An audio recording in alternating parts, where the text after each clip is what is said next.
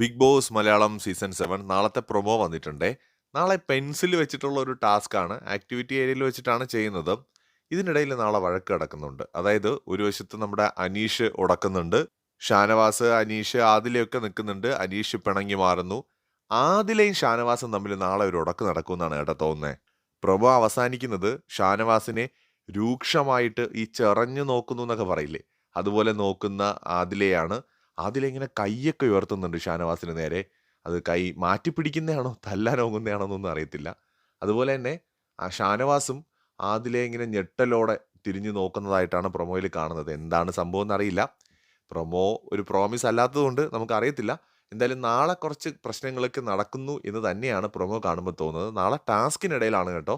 ആദിലയും ഷാനവാസും തമ്മിൽ ഉടക്കുന്നതാണോ അതോ അഭിപ്രായ ഭിന്നത ഒരു ഹൈലൈറ്റ് ചെയ്ത് കാണിക്കുന്നതാണോ നമുക്കറിയില്ല.